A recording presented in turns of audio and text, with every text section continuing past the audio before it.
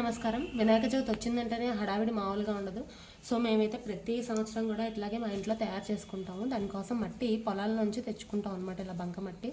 ఈ కింద ముగ్గు వేసుకున్నాను పసుపు రాసుకుని, దానిపైన నేను ఇది వేసుకున్నది దత్తుర ఫ్లవర్ ఆకు వేసుకున్నాను. దాని మీద వినాయకుడికి తయారు చేసుకుంటాను అని చెప్పి పెట్టుకుంటున్నాను. చాలా ఈజీ మెథడ్లో అయితే వినాయకుడిని తయారు చేస్తాం. మా చిన్నప్పటి నుంచి కూడా ఇట్లాగే తయారు చేస్తాను. ఎందుకంటే అందరికీ మౌల్స్ ఉండవు అందరి దగ్గర, అండ్ ఆల్సో అందరూ చాలా పెద్ద పెద్ద ప్రొసీజర్ చెప్తే చేసేవాళ్ళు కూడా ఉన్నారు. సో చాలా ఈజీగా ఎట్లా చేసుకోవాలో చూపిస్తాను, చూసేయండి.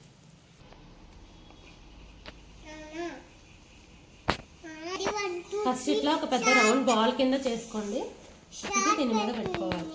ఇప్పుడు దాని మీదకి ఇంకొక చిన్న రౌండ్ ఫేస్ కోసం అని చెప్పి చేసుకుంటున్నాం. ఇది చందన చాలా బాగుంది. ప్రతి సంవత్సరం నువ్వు ఇలాగే చేసేవాళ్ళ మీ ఇంట్లో? అవునండి, మేము ప్రతి ఇయర్ కూడా ఇట్లాగే చేసేవాళ్ళం. అది కూడా కాకుండా నేను మా ఇంటి దగ్గర చప్టా ఉండేది, చప్టా మీద చేసేదాన్ని కాబట్టి చాలామంది చూసేవాళ్ళు, మాకు కూడా ఇవ్వమ్మా అని చెప్పి తీసుకెళ్తూ ఉండేవాళ్ళు చిన్న చిన్నగా. అంటే పెద్ద పెద్దవని కాదు, ఇప్పుడు ఈ పైన నా హెడ్కి పెట్టే రౌండ్ ఎంత పెడుతున్నానో అట్లాంటివి చేస్తే అందరికీ ఇచ్చేవాళ్ళము. నాతో పాటు ఇంకా మా వీధిలో ఉన్న పిల్లలందరూ కూడా చేసేవాళ్ళు అనమాట. మా మమ్మీ డాడీ వాళ్ళు ట్యూషన్స్ కండక్ట్ చేస్తూ ఉండేవాళ్ళు. సో అంటే ఇప్పుడు పెద్ద పెద్ద ప్రోగ్రామ్స్ కింద పెట్టి చేస్తున్నారు, కానీ అప్పట్లోనే మేము పిల్లలందరినీ కూర్చోబెట్టి ఇట్లా నేర్పించి చిన్న చిన్నగా చేస్తూ ఉండేవాళ్ళం. ఓ సూపర్. సో దీనికి మనం అటాచ్మెంట్ అయితే ఇవ్వాలి కదా, అందుకని చిన్నగా ఇట్లా చేసుకుని పైన ఉన్న బాల్ కింద ఉన్నది ఊడిపోకుండా అటాచ్ చేస్తున్నాం అనమాట. Very nice.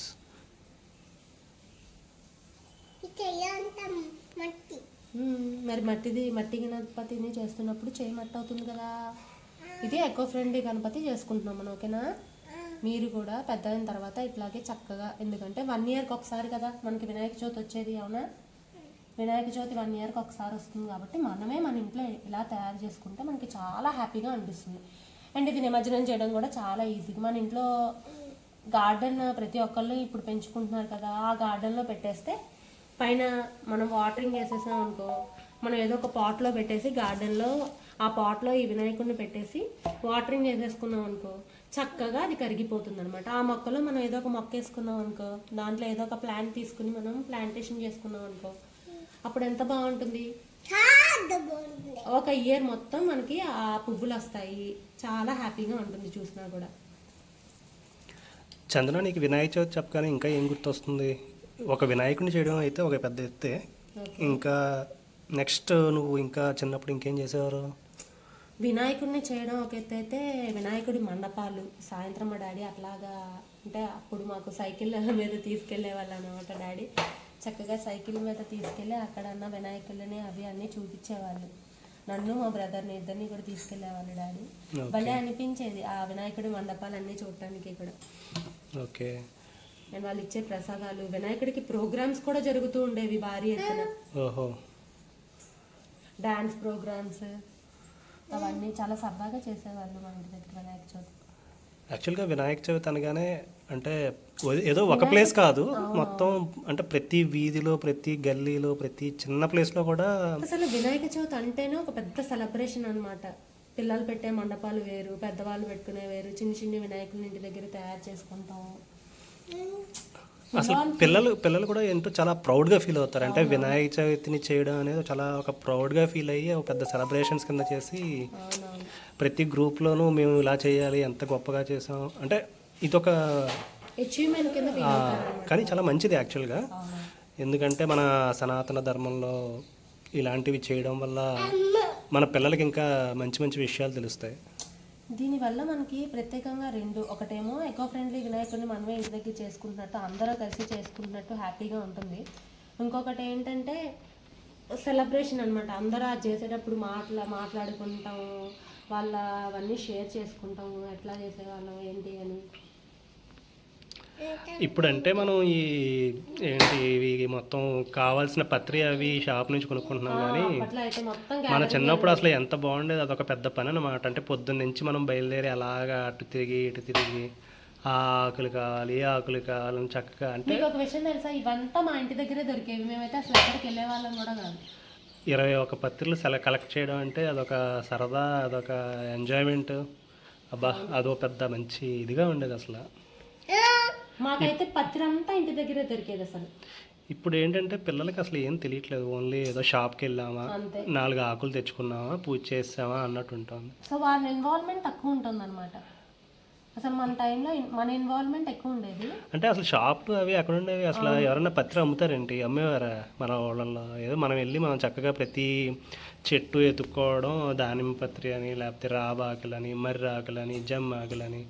అంటే మనకి ఏంటంటే నేచర్తో ఒక అనుబంధం ఏర్పడేది. అవునవును. ఇప్పుడు ఎక్కడుంది ఇవన్నీ? కానీ తీసుకురావాలి. అంటే మనం అట్లీస్ట్ ఇప్పుడు మనకున్న పరిస్థితులను బట్టి మనం అట్లీస్ట్ మన పిల్లలకైనా సరే మనం ఏం చేసేవాళ్ళం వినాయక చవితి అంటే మనకి ఎట్లా ఒక సెలబ్రేషన్ కింద ఉంది అట్లా అలాంటిది వాళ్ళకి కూడా మనం చెప్తూ ఉంటే వాళ్ళకి కూడా అర్థమవుతుంది అనమాట. ఓకే మేము కూడా ఇట్లా మనం చేసే యాక్టివిటీస్లో కూడా మన పిల్లల్ని ఇన్వాల్వ్ చేసుకుంటే, ఇప్పుడు చూడండి మన ఇద్దరం కలిసి చేస్తున్నాం వినాయకుడిని. సో మన బేబీ మనతో పాటే ఉండి తను చూస్తోంది. తనకు కూడా నేను చెప్తున్నాను ఇట్లా చేయాలమ్మా అట్లా చేయాలమ్మా అని. సో ఇన్వాల్వ్మెంట్ ఎక్కువ ఉంటే బాగుంటుంది అది. అవును. యాక్చువల్గా పిల్లల్ని మనం తయారు చేస్తేనే నెక్స్ట్ తరానికి మన సాంప్రదాయాలు అనేవి వెళ్తాయి. 100%. అది వినాయకుడి చిన్నమ్మ చూడు ఎంత బాగుందో. అమ్మ చూడు ఎలా చేస్తుందో. యాక్చువల్గా మట్టి కొంచెం లూజ్ అయిందంత తీసుకోవాలి కాదు. ఈ వర్షం వల్ల కొంచెం వాటర్ పడింది, అందుకని అలా అనిపిస్తుంది. బట్ నైస్, బాగా వస్తుంది. బట్ ఇది ఆరిపోయిన తర్వాత మనం డిజైన్స్ అవి వేసుకోవచ్చు పైన. అవునవును. ఇంకా దీన్ని కదపం ఎట్లాగే ఉంచుతాం కాబట్టి హ్యాండ్స్ కానీ చాలా అందంగా వస్తుంది. అవును నాన్న.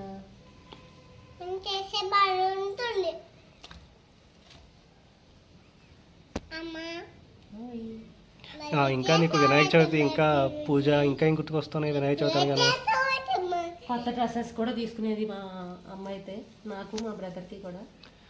ఇంకా చెప్పాలంటే యాక్చువల్గా గణపతికి వినాయకుడికి నీకు తెలుసు కదా, వేదవ్యాసుడు భారతం చెప్తుంటే ఆయన చాలా ఫాస్ట్గా రాశారు. కాబట్టి చదువులకి కూడా ఆయన చాలా మంచి బుక్స్ కూడా చదువులంటే గుర్తొచ్చింది. బుక్స్ లో ఓం అని కూడా రాయించుకునే వాళ్ళం. ప్రతి బుక్ బ్యాగ్ లో ఉన్న ప్రతి బుక్ కి వినాయక చవితి అయిపోయిన తర్వాత ఓం అని లెటర్స్ ఉండేవి రాసుకుని తర్వాత మనం ఏం చేసేవాళ్ళం, ఆ బుక్స్ని తీసుకెళ్ళి స్కూల్లో చూపించడం అదొక ఎంజాయ్మెంట్ యాక్చువల్గా. చక్కగా ఆ బుక్స్ని స్వామి వారి దగ్గర పెట్టుకుని, స్వామి నాకు మంచి చదువుని కలగచేయి, మంచి జ్ఞానాన్ని ఇవ్వి అని దండం పెట్టుకోవడం.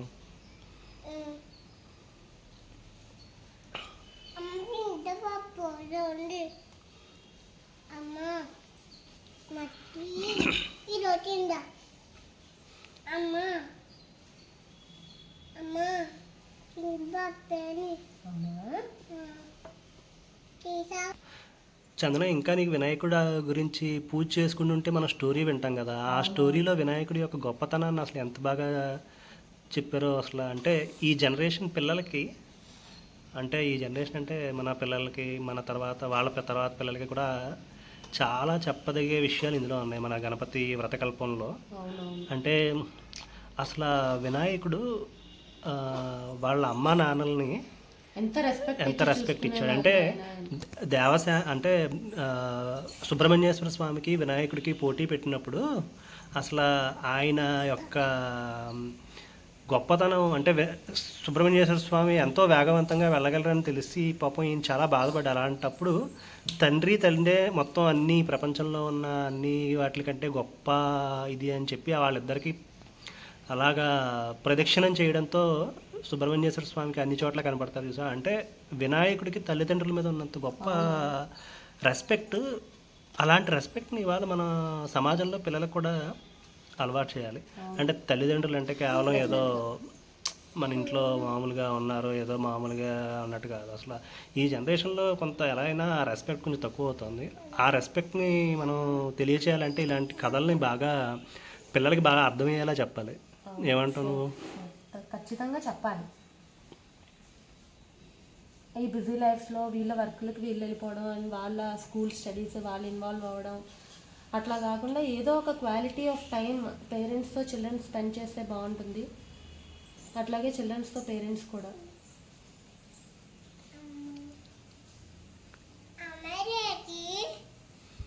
అలాగే వినాయక చవితి అనగానే వండరాళ్ళు, వండరాళ్ళలాగా కొబ్బరి చట్నీ, సాయంత్రం కొబ్బరికాయలతో కొబ్బరి చట్నీ అయిపోయిన తర్వాత మిగిలిన కొబ్బరి చెక్కలతో కొబ్బరి లస్కూర. మేమైతే సాయంత్రం మాటలు చక్కగా నువ్వు అన్నట్టు ప్రతి మండపానికి వెళ్ళి అక్కడ వినాయకుడు ఎలా ఉన్నాడు చక్కగా అన్నీ చూసేవాళ్ళం. అసలు చాలా హ్యాపీగా అనిపించేది. మన వినాయకుడికి అయితే ప్రస్తుతానికి ఒక ఆకారం అయితే వచ్చేసిందని అనుకుంటున్నాను. చాలా బాగుంది యాక్చువల్గా. స్వామివారు చాలా అందంగా కనబడుతున్నారు.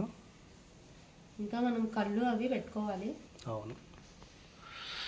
ఎలా అంటే కొంచెం ఆరిన తర్వాత లైట్గా ఒక గంట ఆరిన తర్వాత ఇంకా మనం పైన కావాల్సిన మేకప్ అంతా చేయొచ్చు.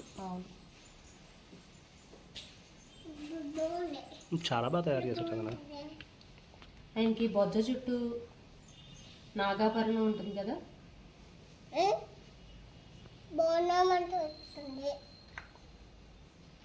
నాకు ఇప్పుడు ఆలోచిస్తుంటే నువ్వు బొజ్జ అనగానే ఇంకొక విషయం గుర్తుకొస్తుంది. యాక్చువల్గా వినాయకుడికి గణాధిపత్యాన్ని ఇచ్చిన తర్వాత పాపం ఆయన చాలా సంతోషంతో ఉండాలని తింటారు కదా. అప్పుడు చంద్రుడు ఏం చేస్తాడు, నవ్వుతాడు. అప్పుడు అమ్మవారి కోపం వచ్చి చంద్రుడిని శపిస్తారు కదా. దీన్ని బట్టి అంటే మన కథ ఇందులో ఏం చెప్తోందంటే ఒకళ్ళ ఆకారాన్ని బట్టి ఎవరిని కూడా మనం ఉండకూడదు. ఎవరి బాడీ అంటే ఎవరి ఆకృతిని బట్టి కానీ లేకపోతే వాళ్ళ ఇదిని బట్టి మనం ఎవరిని చిన్నగా చూడడం కానీ ఇలాంటివి చేయకూడదు అని చెప్పి ఒక గొప్ప ఇది కూడా ఆ కథలో కనబడుతుంది మనకి. మనకి తెలియదు వాళ్ళలో ఏ కెపాసిటీ ఉంది, వాళ్ళు ఏం చేయగలరు అనేది మనకు తెలియదు. సో డెఫినెట్గా మనం బాడీ షేమింగ్ లాంటివి అస్సలు చేయకూడదు. ఓకే, ఇప్పుడు మనం చిన్న ఎలకను కూడా తయారు చేసుకుందాం. ఎందుకంటే వినాయకుడికి మూషికాసురుడు కదా వాహనం, మూషికాసురుడు. సో మరి వినాయకుడిని అయితే తెచ్చేసుకున్నాం, వినాయకుడి వాహనాన్ని కూడా తయారు చేసుకోవాలా.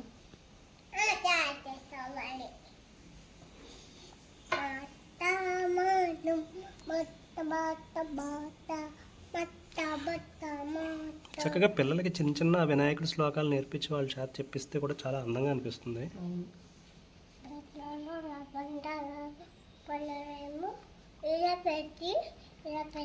మనం ఏం చేస్తున్నాం అంటే ఒక పూజ ఒకటి ఏదైనా సరే అంటే ఒక వే ఆఫ్లోనే చూస్తున్నామేమో అని నాకు అనిపిస్తుంది. దాంట్లో ఉన్న ద బెస్ట్ మనం తీసుకోలేకపోతున్నామేమో అనిపిస్తుంది నాకైతే. ఎందుకంటే ఇప్పుడు మనం మాట్లాడుకుంటేనే మనకి ఎన్ని విషయాలు తెలిసాయి ఈ స్టోరీలో. అవును, ఆ స్టోరీలో ఉన్న ఇంపార్టెన్స్ ఏంటి, అసలు ఎందుకు ఆ స్టోరీని డిపిక్ట్ చేసి మనకంటూ ఇచ్చారు అనే ఒక విషయం తెలుసుకోలేకపోతున్నామేమో అని అనిపిస్తుంది ఫైనల్. అంటే మనం ఏంటంటే పూజ అంటే కాసేపు ఏదో అక్షతలు వాసన చూసి వెనక్కి వేస్తామా అలా కాదు. ఆ పూజ చేస్తున్నప్పుడు వాళ్ళు అలా అంత ప్రతి ఒక్కదాని తర్వాత ఒకటి ఎందుకు పెట్టారు దాన్ని అనేదాన్ని మనం చాలా జాగ్రత్తగా ఆలోచించుకుంటూ చేసుకుంటే. అంటే ఇప్పుడు మనకి చాలా ఈ ఆకులేంటి, అలమలేంటి, లేకపోతే ఈ వినాయకుడు మట్టితోటి చేసుకోవడం ఏంటి అంటే వర్షాలు పడుతున్నాయి. సో ఈ వర్షాలు పడేటప్పుడు ఎట్లాంటి ఆయుర్వేద మనం వాడే లీవ్స్ దగ్గర నుంచి అన్ని కూడా ఎంత హెల్తీగా యూజ్ చేస్తారు. నిమజ్జనం కూడా ఎంత ఎకో ఫ్రెండ్లీగా, అంటే ఇది ఒక విధంగా చెప్పాలంటే ఈ నిమజ్జనం వెనకాల ఒక అంతరార్థం కూడా ఉంది. ఇప్పుడు మనం దేంతో తయారు చేసుకుంటున్నాం, వినాయకుడిని చూస్తే మట్టితో తయారు చేస్తున్నాం. అంటే మనకు తెలియకుండానే మనం ఒక పని చేస్తున్నాం, దాని నుంచి మనం ఒకటి నేర్చుకోవాలి డెఫినెట్గా. ఏంటంటే వినాయకుడిని మనం మట్టితో తయారు చేస్తాము. ఈ మట్టితో తయారు చేసిన వినాయకుడిని మళ్ళీ తీసుకెళ్ళి వాటర్లో నిమజ్జనం చేస్తాం. అంటే ఈ మట్టి భూమి మీద నుంచి వచ్చిన మట్టి భూమిలోనే కలిసిపోతుంది అనమాట. మనం కూడా అంతే కదా, మన లైఫ్ కూడా అంతే కదా. మనం ఇక్కడే పుడతాము అంటే వేదాంతం కింద చూడకుండా ఉంటే అసలు జనరల్గా ఆలోచిస్తే మనకి ఈ పాయింట్ అనేది మనం నోటీస్ చేసుకోలేము. ఎందుకు ఈ లైఫ్ పుడుతున్నాము, పుట్టిన తర్వాత మళ్ళీ ఇదే దాంట్లో మనం చనిపోతున్న తర్వాత మనం బరీ చేసేస్తారు. So we are not left with anything అనేది మనం ఎందుకు అర్థం చేసుకోలేకపోతున్నాము. చిన్న చిన్న క్వారల్స్ అన్నిటినీ మనం పక్కన పెట్టేయచ్చు కదా. అంటే మనం చేసే చిన్న పూజలో కూడా చాలా అంతరార్థం ఉంటుంది. అంటే మన మునులు కానీ మన పెద్దవాళ్ళు కానీ వీటన్నిటిని ఆలోచించి అంటే ఏదో ఒక సమయంలో అట్లీస్ట్ అంటే చిన్నప్పుడే తెలుసుకోవాలని లేదు కానీ ఏదో ఒక సమయంలో దీని యొక్క అంతరార్థం మనకు అర్థమవుతుంది, దానివల్ల మన జీవితం అనేది మంచి స్థాయికి చేరుతుంది అనే ఆలోచనతో ఈ పూజలు అనేది కూడా మనకి మన సనాతన ధర్మం చాలా అసలు ప్రతి చిన్న విషయంలో కూడా ఒక పెద్ద గొప్ప చాలా అంతరార్థం ఉంటుంది అందులో. ఏదో వెకిలిగా ఏడవడాలు, వెకిలిగా పరిగెట్టడాలు, లేకపోతే అవన్నీ కాదు మనకి. మనం చాలా గొప్ప సనాతన ధర్మంలో చాలా గొప్ప విషయాల్ని అన్నీ కూడా ఇమిడీకృతం చేసి మనకి మన పెద్దవాళ్ళు చాలా మంచి ఆనందం అంటే అంటే ప్రకృతితోటి ఆ, లింక్ చేసి మనకి ఇచ్చారు. అంటే ఏదో ఒక రోజు ఏదో ఒక పండుగ పెట్టేయాలి కాబట్టి పెట్టడం కాదు, ప్రతిదీ కూడా ప్రకృతితోటి లింక్ అయి ఉంటుంది మనది. అది చాలా గొప్ప విషయం యాక్చువల్గా. అంటే ఏ పండగ వచ్చినా కూడా మనకి ప్రకృతితోటి ఏదో ఒక రిలేషన్ ఉంటుంది. ఉగాది తీసుకో, ఉగాదిలో మన ప్రకృతిలో అంటే అప్పుడు వచ్చే చేంజ్ని బట్టి ఆ ఉగాది పచ్చడి తింటే మన ఆరోగ్యానికి మంచిది. అలాగే ఇప్పుడు ఈ ఆకులు అవి ఇవన్నీ చాలా అసలు సనాతన ధర్మాన్ని చాలా గొప్పగా తీర్చిదిద్దారు. కాకపోతే మనం ఈరోజు వాటిని అర్థం చేసుకోలేక వెనకబడుతుంది.